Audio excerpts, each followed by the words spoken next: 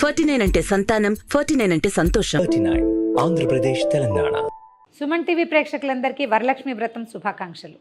వరలక్ష్మి వ్రతం నాడు కలశం పెట్టుకోవాలని భావిస్తారు చాలామంది.